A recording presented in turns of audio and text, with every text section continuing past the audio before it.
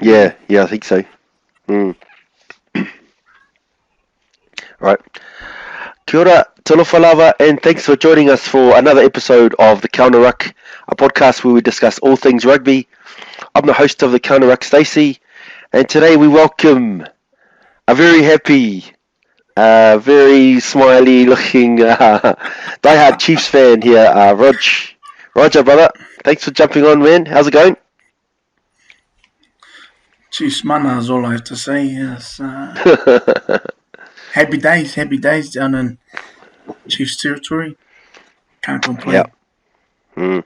We could see a bit of contrast in the energy levels for myself being a Blues supporter and you being a Chiefs supporter on the podcast. So I'll try to lift mine up to your level just for our listeners out there and people who watch on YouTube. I think if our listeners really could feel the real ambience when I clicked into this chat, it's like I was zooming into a funeral or something. Oh, come on, mate. No. It was It like it was was a good, yeah. funeral service. Yeah, I was thinking, shucks, should I just skip a week this week and come back next week? But no, we'll keep trucking along, boys. We'll keep trucking along. All right, so before we get into it, I'll take care of our usual housekeeping things. Our website is up and running, so check us out there, www.weswesnet.com, and also you can follow the Counter Ruck on Twitter and Facebook, so give us a follow and give us a like, and also we've got some little snippets and videos that go up through the YouTube channel, the WesWes YouTube channel, so you can find us there as well. But Rog, mate, we'll get straight into it. I know you'll be happy about this. I'll give you the first word. So was it on Saturday night? The Hurricanes, they lost at home 29-35, and a great comeback, it has to be said, by the Chiefs, who showed some tremendous fortitude to come back from large halftime deficit. So I'm not sure. I think if you switched off at halftime or what happened there, Rog, we lost you for a little bit in the group chat. But I'll give you the first word, brother. How did you see that game? And what's it like over a year without a win? What's the feelings like? Well, equaling the Highlanders with a record like that is nothing to be too proud about, and you wouldn't really be singing too much praises there. But I think, over a year was pre-COVID when they began the losing streak, and the week before that, it was their last win. So well over a year, but it's good to be victors once again. And I think some of the tribulations that they went through last year, I think they're slowly learning from that. There was progress, and even though they were down 20, I think it was 26-7 at half time, I was still encouraged by their performance, and I was watching it down at the local club, Waitemata Rugby Club, and I was still entertained by the way that the Hurricanes had played and what they were doing, because their tries were really good as well. So Yep. it wasn't, and then despite being down by that much, I was still encouraged by the effort that the Chiefs were putting in, and I think those crucial moments, because they were in the 13th minute when the Canes scored their. Oh no, sorry, it was the Chiefs that started the scoring line, and Trask's try under the post or near the post, and edit this out. It was the 11th minute was the first try to the Canes, so it was almost bat for bat when the Canes scored their first try. Geordie Barrett skimming through the back line, confusing McKenzie, and then passes through to their halfback. It was his first start for the Hurricanes, Luke Campbell, who scored under the post. So, but then a few minutes later, that's when Damian McKenzie was able to be the first receiver, skipping two passes to where their hooker Takiaho, who was then able to break a tackle. And when I look back at that tackle, it was Adi Savea who just slipped. But I think it was just the line that Takiaho was running, where the two inside runners from him, D-Mac, skipped him, went to the third person, which was Takiaho, to break the line, and then offloaded to Caleb Trask, who scored under the post. But then a few minutes later, the Canes again, quick hands from Campbell to Ledger, who then found Lomape, and then running about 20 metres before he handed it off to Riccatelli, who scored in the try, which is becoming a sort of a familiar sort of a scene, seeing hookers scoring down the flank there in the corner in recent times with Dane Coles, Cody Taylor as well, and then also Asafo Almoa, who's unfortunately injured at the moment from a couple of weeks ago. But again, like I said, 26-7 down at half time, and then the comeback started. And I remember saying that to a couple of guys that we were watching, and I know they can be a witness to me saying, Chiefs comeback from that point. And, obviously a lot of people would have disagreed, and we're just seeing the form that the Hurricanes were showing was hard to sort of try and break. But yet in the 55th minute was when we were able to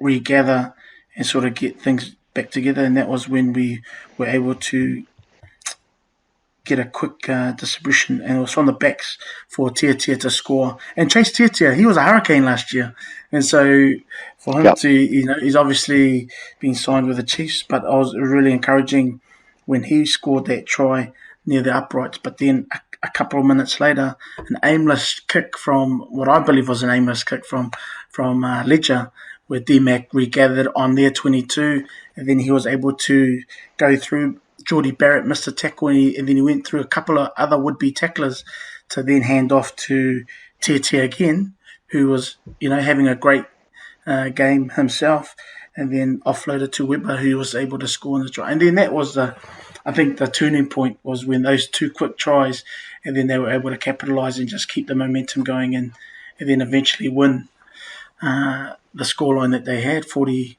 was it? I didn't even know what the final score was, but it was a good one. So yeah, but like you say, it's been a long time between drinks. They haven't won a Super Aotearoa match until the weekend, so I was quite encouraged by their form, and it's good to see them be able to get a W again. Wow. Rod, you really savoured that win. That's possibly the most comprehensive review we've had on our show ever. Mate, well done, brother. I think you covered every single thing that happened in that whole game, which is good, so I didn't actually have to say much. I remember, like you thinking at halftime where you said, the comeback's on.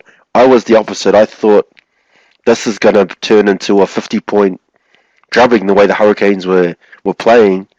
Then that's where I give the Chiefs a lot of credit, because to come back from there, given their mental state, they're probably a bit low on confidence and all the rest of it, although they didn't play like it. I thought that boded well for them. And you talk about Tiatia, he got some points in the WesWes Medal for us because he made a massive difference when he came on. And this sort of continues on the debate that we were having last week about McKenzie maybe being a 10. The 10 for the Chiefs, because it was good to see Trask back, I will say, and I thought he was good in his first outing for basically since that Māoris against the Moana Pacifica last year, so he hasn't had a lot of rugby. But I thought when they put D-Mac to 10, and I think it was Tiatia who came on to fullback, they looked a much better team. So I think that's just going to be a never-ending debate there. But well done to the Chiefs. They deserve it. When you think of all the mud teams have got those types of records, like that Highlanders team was ordinary. This Chiefs team, on paper at least, should never be in that conversation. They're way better than 12 consecutive losses, I think. So, well done, mate. Congrats to you, mate. You must be happy. But it was even from last week, because a lot of the calls that could have easily gone the other way with the officials and a lot of the controversial calls that happened last week. But it was even through that effort, that they had their backs against the wall and they couldn't even buy a trick last week. So, but their performance wasn't all that bad. It was just those, execution was just a little bit off, and again, a few calls went the other way. So, and that's why I was even encouraged last week, and despite all of the controversy that was surrounding that round, not only with that game, but even the following match. But I was quietly confident that we could, get the win, even though we were down at halftime. So it was good that they were back to their winning ways. How long they can, maintain that. I guess it's going to be a good tester against the Blues this week. The Blues are going to be licking their wounds, and they're going to be wanting to put on a big performance and disrupt any home celebrations for the Chiefs next week. So, but then the Chiefs are going to want to try and keep that momentum going and put in a good win against the Blues as well. So it should be a cracker. Yeah, nice. They got Caleb Trask back, who we talked about. It's good to get him back. And I think Boshere's not long to be back as well, so some real firepower to come through. But yeah, congrats to the Chiefs. They deserved a win, so about time they finally got one. My voice is a bit croaky, sorry if anyone's listening, so apologies for that. But we'll move on to the next game on Sunday. So the Blues lost 27 to the Crusaders 43 at Eden Park. It was a bit of a tough one to swallow, Rog, but mate, how did you see that one, brother?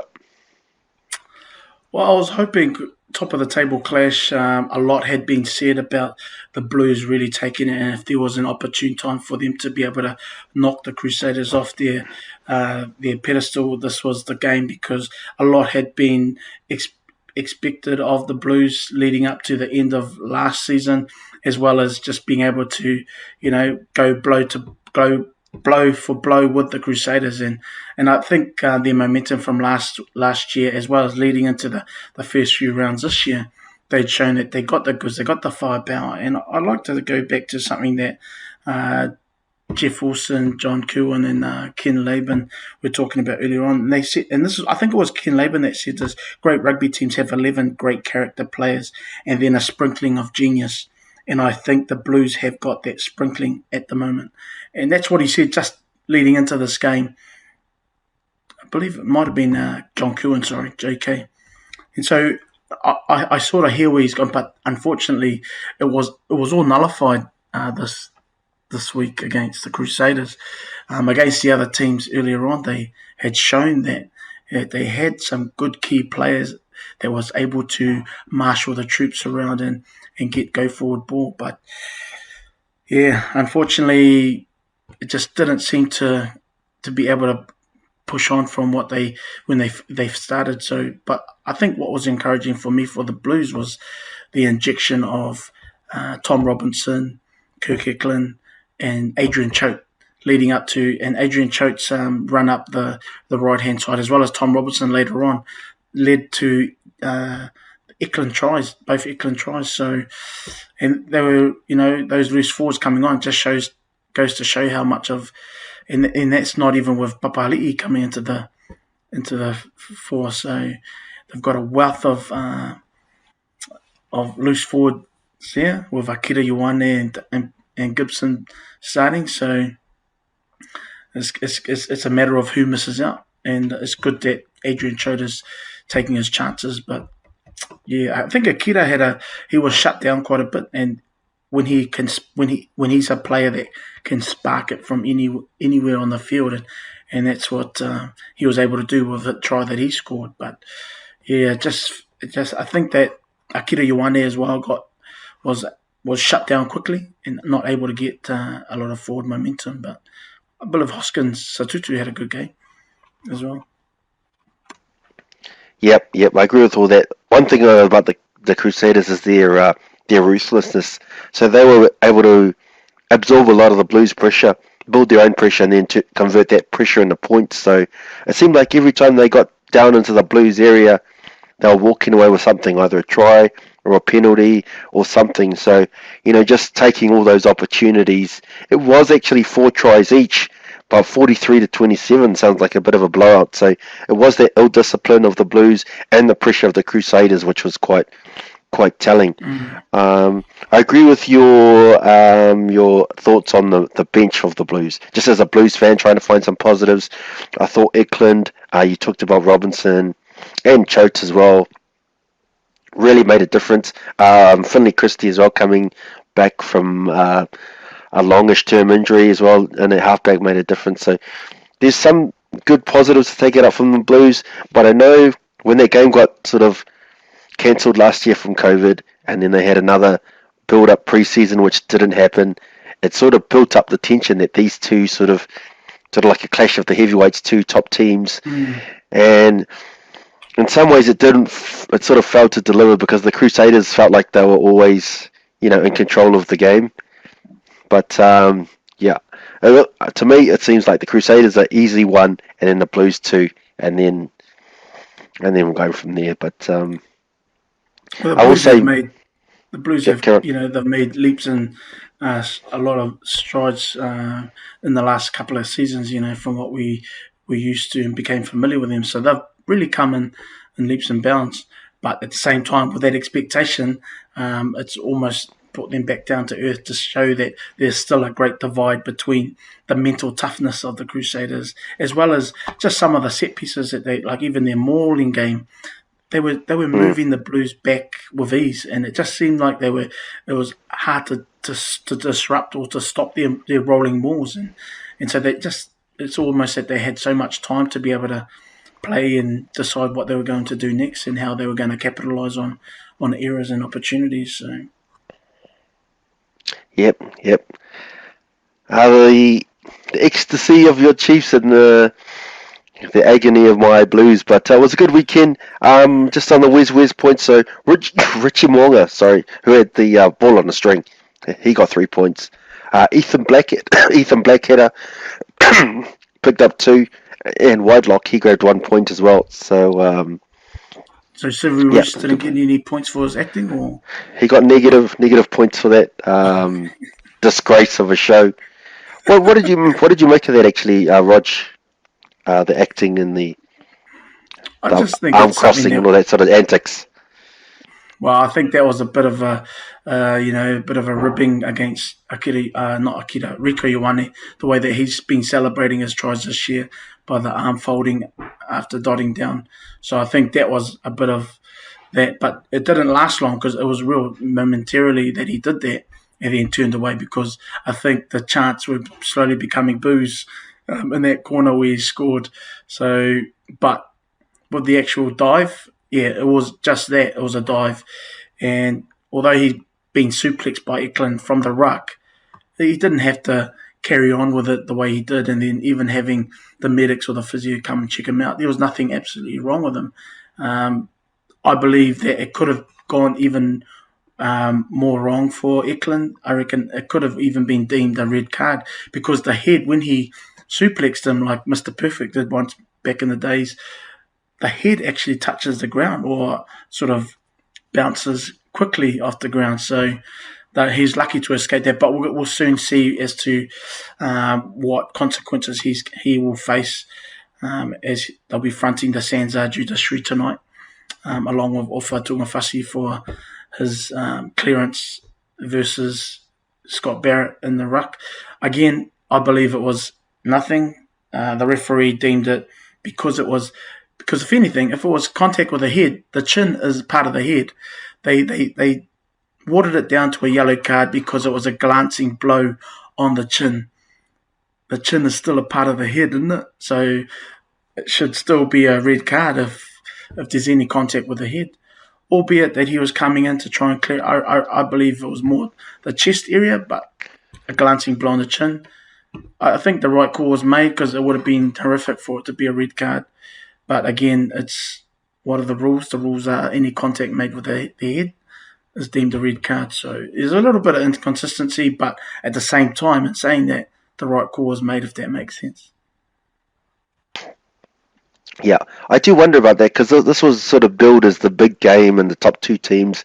I wonder if the ref sort of felt that pressure that if he gives a red card, that's going to kill off the contest right there. So I agree. Even though I'm a diehard Blues supporter, I would have, if either of those got red carded, I wouldn't have had a lot of complaints just because you said, if you ref properly and consistently, Yeah, a shot to the head, a because suplex, there's no way that you're allowed to do any of those things.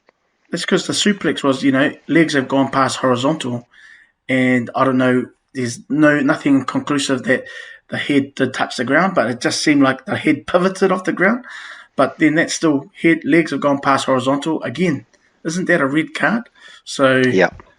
and yet it didn't even get a yellow card. It just got put on report and a penalty. So yeah, Yep.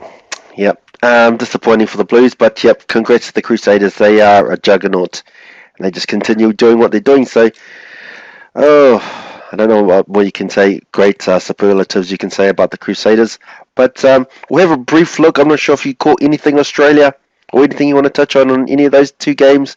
So the Rebels beat the Waratahs 33-14, Yeah, and the Reds beat the Force 26-14. I did catch some of the Rebels and Waratahs, and it just seems like the Waratahs are having a real bad slump at the moment where they're Yep. getting hammered. And, the Rebels not long ago, when they became, in their inception, they were a cellar dweller for a long time. And yet now they've got a few players like the Matt Timors, who had a stellar game on the weekend with a nice kick and chase or chip and regather and able to score in the corner. And I think that goes to show the importance that he is not only to the Rebels but to the Wallabies setup going forward, and especially leading into this next World Cup. But Jordan Walese scoring a try as well. He's also a capped international hooker, and so there's a lot of talent in that team.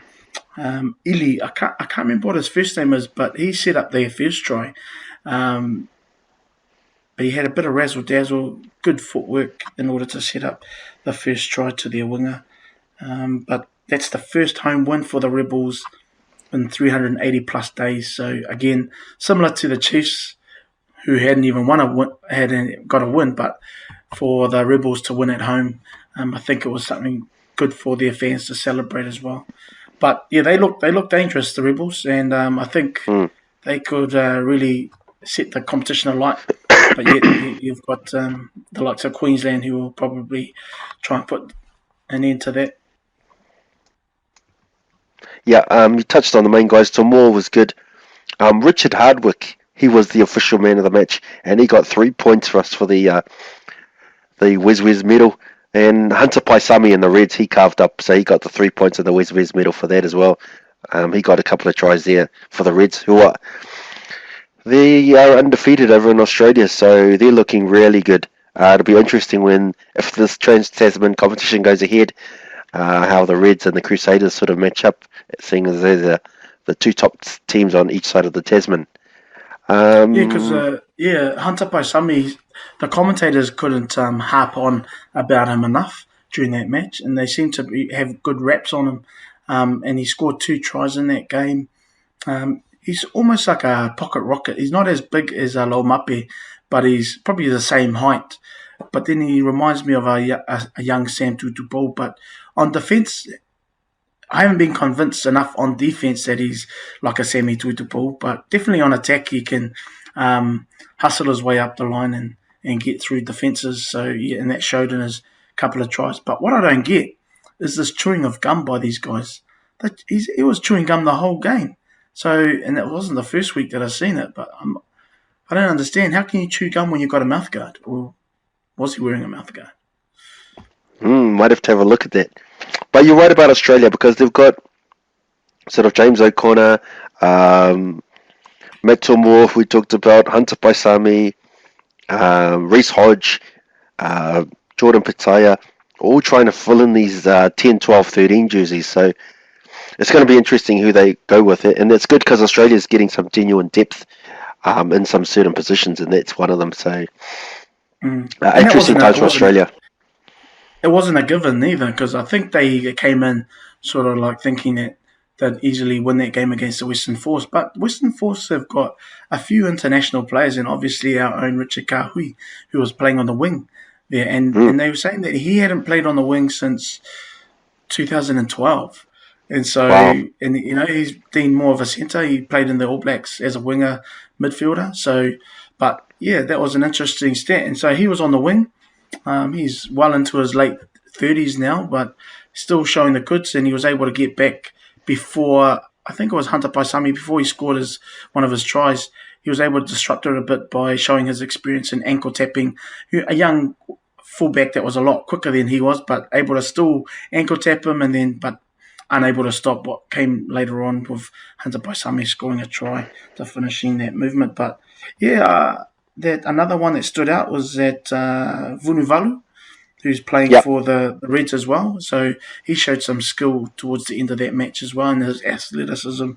by a good show of hands with a low ball that was thrown to him, and skill and power to fend off one of the last defenders before handing it off to Campbell to score and seal off that match. But it wasn't a runaway by any stretch of the imagination. So Queensland 26-19, Western Force put up a good show. They've even got Carney from Ireland, fullback. Yeah, Is it yeah. Steve Rob Carney?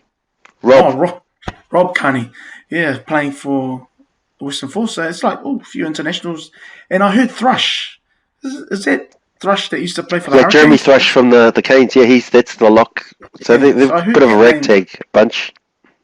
And so, that could add to as to why they've sort of got some of these former internationals playing and bolstering their team to get some good results. Because, we've got to remember the Western Force, they were kicked out of Super Rugby and now they've got a bit of a lifeline coming through due to the way the landscape is at the moment and being able to have some Super Rugby through the Australian competition. So good on those guys. Yeah, nice, Rog. It really makes a difference when you've watched all the games. I can really hear it in your analysis. Really coming through strong, mate. You're on fire tonight, brother. Now, to get to the hard parts is where we start doing some previews of what's going to happen this coming weekend, Rog, for you sometimes. But I think it's on Friday. I'll have to check. It might be Friday or Saturday. But the first New Zealand game is the Highlanders at home to the Canes. So, how are you seeing that one, mate? I think it's going to be a good clash. It's going to be. Are they playing at home, the Highlanders, or is it Yeah, Highlanders Canes? down in Otago, so they got a pretty good Yeah, record at home. obviously the Canes would be, if they weren't desperate this weekend just gone, they'll be absolutely wanting to get a win, trying to rub it in the Highlanders fans as well as the Highlanders by disrupting their celebrations at home. Adi Savia has led. We don't. It does. There's no question he's a quality loose forward. It's his first year as captain, and so he was always a leader as a player and through his actions. And he's already said that he's more of a leader by actions, but now he's got that responsibility of being someone that has to negotiate with the referee if required and speak on behalf of his team. But I believe they're going to have a good game. But at home, Highlanders are always going to be difficult. They're going to have the university students behind them. They're coming off a bye, and Jonah is going to want to make amends from their last outing. So I'm thinking it's going to be a close match, but I'm picking the Hurricanes to get their first win of Super Aotearoa 2021 and win by 10. Ooh, nice. I quite like that one. That's a good good shout there, brother. I actually seeing it the other way because I think the Canes. When we did our preview together, I actually picked the Canes to come last, and if they can't beat the Chiefs at home, no disrespect to the Chiefs, but their record in recent times has been poor. I don't give them much hope, so I think the Highlanders will take it out. But Folau Fakatava, he just re-signed with them, so just get your thoughts on that, mate, because I thought it would have been good for him to maybe leave and push his case for All Black higher honours by being a regular starter at another franchise, maybe Moana Pacifica or something like that, or the Blues would take him. But just what are your thoughts on him staying there? Any ideas on that one? I think, he's obviously, number two behind who is the best All Black halfback at the moment, and who has been the number one All Black halfback for a few seasons. So I think to be an understudy with Aaron Smith, it's no mean feat. So he'll be enjoying that environment, learning off the best in the game, and trying to push it, for his for higher honours himself. So I'm trying to think. Has there ever been a time when there has been one and two from the same province or from the same franchise in Super? Oh, I don't that's a know. good question. Maybe some trivia for some of our listeners, but off the top of my head, I can't recall that ever happening. Because, there was a time when, I'm sure, was Andy Ellis, was he ever playing around the same time as Justin Marshall, or was Justin Marshall? Oh no, Justin Marshall coming through. So, Uh, you've had guys who have been understudies, but then, the likes of Kevin seeing you went down to the Crusaders at the time, and Andy Ellis was down there as well. So, they were both in the mix somewhat. So I'm trying to think.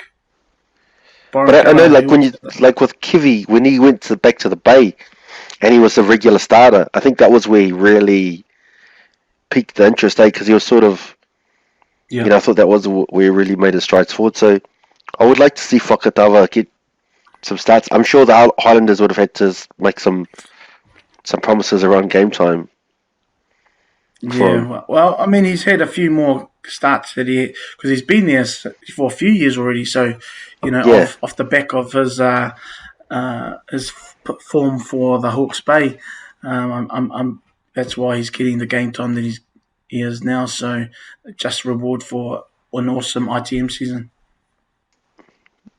yep, Might yep. have 10, might have 10. All right, nice. And then that brings us to the big game of the week. Crusaders got the bye. Chiefs at home against the Blues. Mate, give us your thoughts, unbiased thoughts. Give us your unbiased thoughts. Like I said at the top of the cast, I believe the Blues will be, the walking injured at the moment. They'll be wanting to rectify what went wrong because we know that they've got firepower. They've got elusive backs. Once they're, out in the open, they can do all sorts of magic. Caleb Clark, I don't think, was in the game as much as he could have been last week. He wasn't given the time nor the Yep, ball. So I think he'll be looking at injecting himself a bit more and for the backs to be able to utilise him or even to come back and crashing through the forwards a little bit more. So he's got to get a little bit more hungry because he was starved of the ball. And that comes down to the Crusaders being able to nullify them being able to use their outside weapons such as Caleb Clark. But Bryce Heem was an interesting selection for me. Coming back after a few years out of the New Zealand game, mm. but who had played for the Blues previously, so he wasn't all that bad. But He was good. when I Yeah, thought, and I thought that when he got shut down in the corner when I thought he was going to score a try, but he got gunned down by the Crusaders there. But I think he was I didn't even realise he was in the squad, so he's a good person to have in their ranks. But with that kind of strike power, it could go any which way. And I believe that if the Blues are able to capitalise and use their resources to the best of their ability, and for the likes of Tom Robinson or Akira Ioane to do what they can do up in the forward play, up in the middle, and only for their backs to be utilised out wide, I think it's going to be an interesting game down at in the Waikato. But the Chiefs coming off a really positive weekend. Again, they were looking forward to building more momentum and carrying on that sort of form and getting another W. But it's going to be a close game. I can't call it. In my heart, I'd say the Chiefs by 5, but it could be an upset. Is it an upset if the Blues win? No. If going on current no, form, not to me. and it would have been an off week for them because they're wanting to do better than what they showed in front of a home crowd at Eden Park on the weekend. So Chiefs could come out and blast them away by 15. Oh, yeah. We talk about Eklund and these guys. I think that could have a big say in how they go. I wouldn't be surprised if they get suspended or whatever, and that could help to tip it towards the Chiefs a little bit. Also playing at home with the confidence that you mentioned, I think it's going to be a close game, but I do think the Blues just have a little bit more firepower and personnel. So I'll go the Blues, and like you said, I think it's going to be a really good game and an entertaining game. Both teams like to play a lot of rugby as well, so I'll go for the Blues in a close one. I think the Blues by 5. But that's also must-watch TV because the Chiefs, even though they've been getting the wins, they're one of the best teams to watch. So, yeah, some good thoughts there, and we'll look forward to that game. We'll look at our TAB account, mate. So we put $10 on the Blues 1-12 last week, which didn't come through, but we're still massively in the positives. So we started with $50, and we've got $156 left. So well over $100 of profit, mate. Give us a tip for our $10 for the week. Have you got any thoughts for that, Rog? I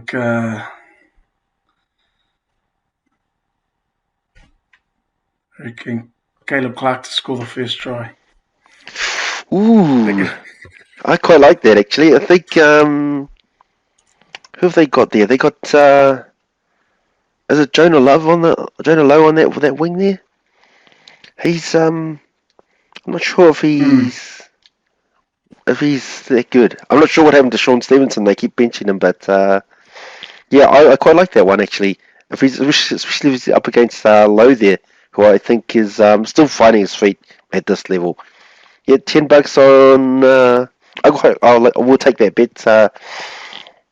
Obviously, we'll have to wait till the teams get announced, but yep, $10 on Caleb Clark first try scorer. If we get that, then we should be well into the 200s. So I quite like that bet actually. Just for our WesWes Medal, I'll give everyone a quick update. So just for our listeners out there, we have a 3-way tie for the lead at the moment in the WesWes Medal. So for Super Rugby Player of the Year. So just to remind everyone how it works, we're using a 3-2-1 points scoring system for every match in Super Rugby. So 3 points for the best player, 2 for the next best, and 1 point for the third best player. And then we tally up the points at the end of the seasons to find out the standout player in Super Rugby, who will receive this sort of mythical WesWes Medal. So the 3 players... sorry, I can barely talk.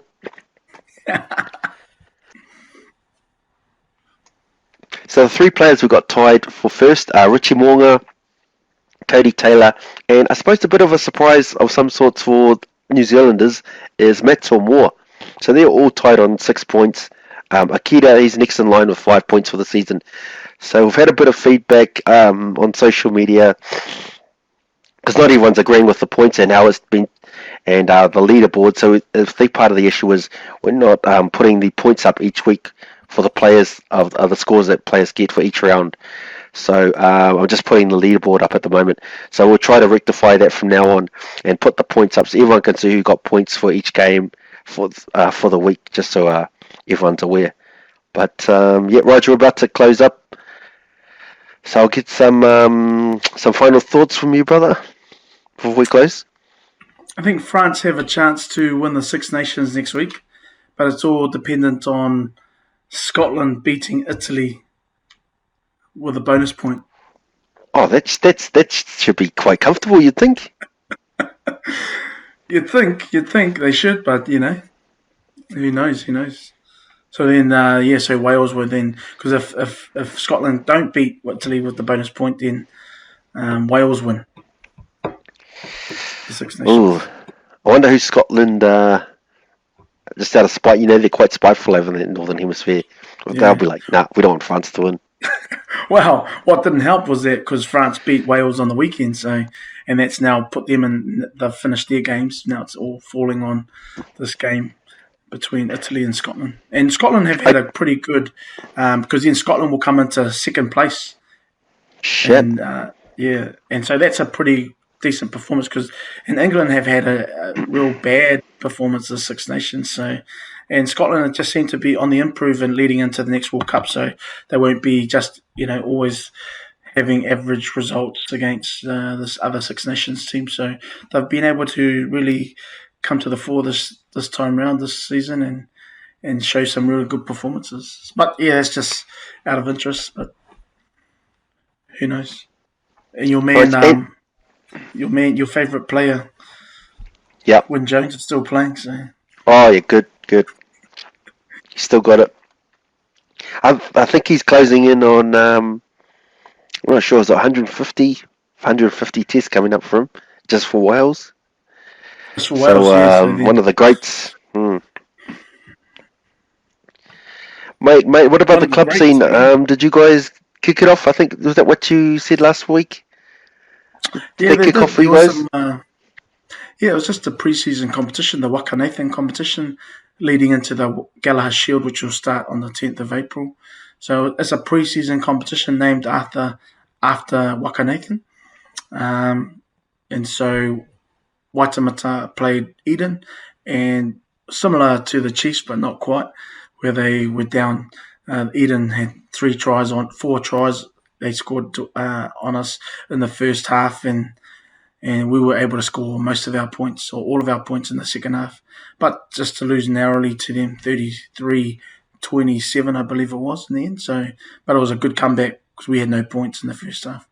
But I think it just showed we're just trying to be more patient. We didn't have as that many flash tries like Eden did. They had some flashy backs that were hard to stop, slicing through the defence and up the middle. But Waitemata showed a lot of patience and um, good sort of phase play to lead up to their forward tries or tries after several phases. But Ponsonby, so Eden, the winners, they go on. So the top 8 or the winners go on and they play in pretty much what is the semi-finals of the Wakanathan. It's pretty much a knockout competition. So Waitemata are Okay. out. I think the other winners were um, Ponsonby, who beat Pakuranga. Uh, College Rifles came out on top against Papatoetoe.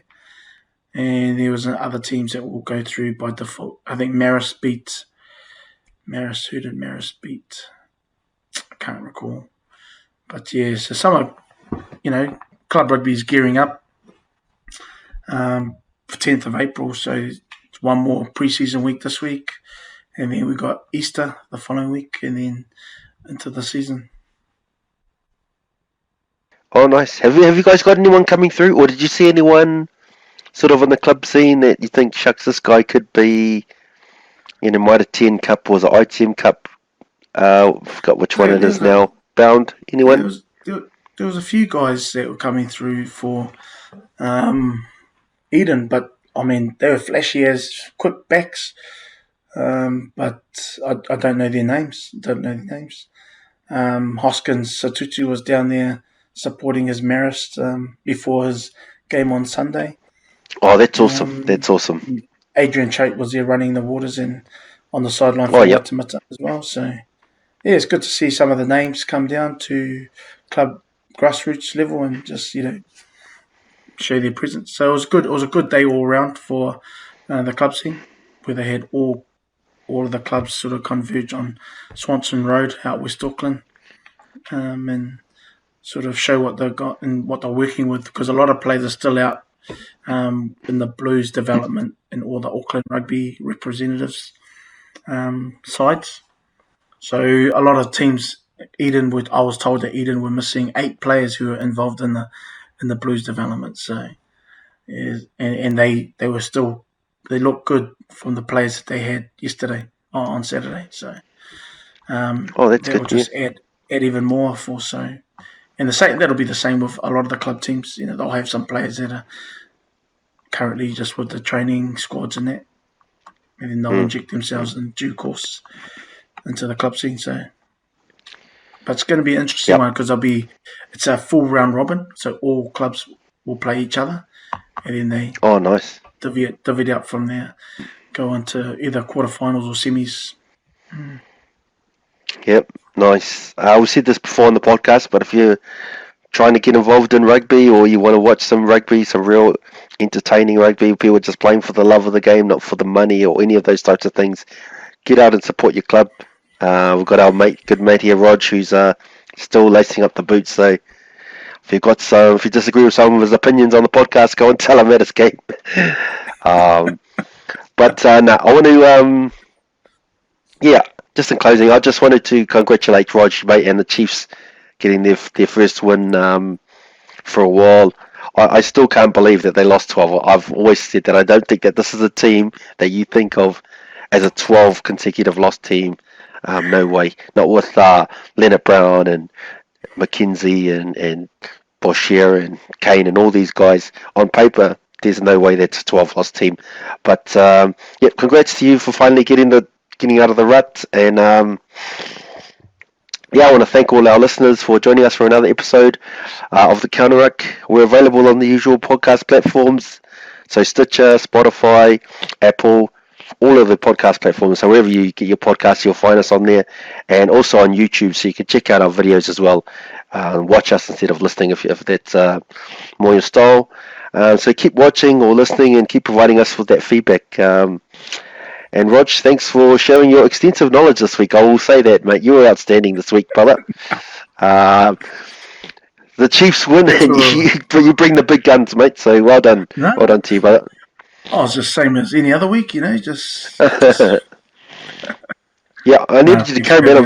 I've got a bit of a cough, so it just came on once the podcast started. So must be too much Chiefs. Can't believe these Chiefs guys. But yep, that's us, boys. We'll be back again next week. So thanks for listening. Thanks for tuning in, boys.